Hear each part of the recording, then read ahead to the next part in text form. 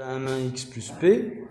Donc, on avait conclu que si on prenait deux, par exemple sur la première droite, si nous prenions deux points quelconques A et B, on avait donc effectivement l'abscisse correspondant au point A, et finalement cette hauteur qui permet d'atteindre le point A est l'ordonnée qu'on peut lire sur l'axe, mais on garde que les hauteurs, c'est plus simple.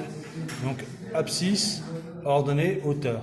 Et donc la différence des abscisses, je fais cette différence-là pour obtenir une valeur positive, bien entendu, et ici aussi.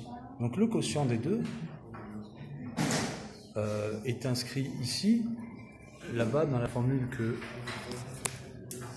que j'ai inscrite ici. C'est positif, ça caractérise la croissance. Mais on l'a obtenu ici, en fait, parce que si on examine ce triangle rectangle, et j'examine celui-ci, on a effectivement la même pente, le même angle ici, un angle droit. Donc forcément, dans un triangle, si on a deux angles égaux, le troisième est égal, et donc les deux triangles sont proportionnels. On pourrait éventuellement les déplacer, si les deux points A et B étaient mobiles, les déplacer et les faire coïncider ici. Et nous aurions ici une configuration dite de Thalès, et ça devient tout de suite beaucoup plus simple, parce qu'en rappel au collège en quatrième, nous avons vu que dans les configurations de Thalès, les côtés étaient proportionnels.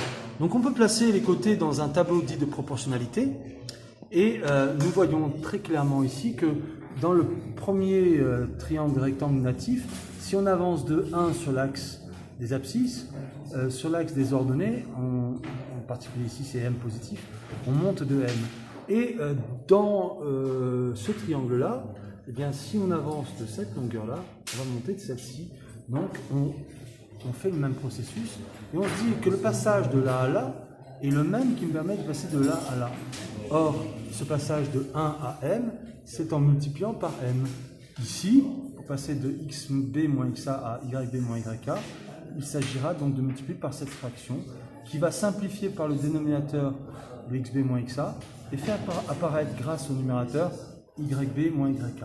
Donc, du coup, comme c'est un tableau de proportionnalité, le coefficient multiplicateur est forcément identique. Et nous pouvons mettre ici avec certitude que le coefficient directeur, c'est bien donné par ceci. Enfin, on arrive dans le cadre de la première, où on va faire une courbe. On voit bien la courbe ici, tracée de manière aléatoire. On la met bien courbe. On l'appelle la courbe de la fonction f. Et c'est donné par l'équation y égale à f de x. Et tous les points de cette courbe vont vérifier cette équation.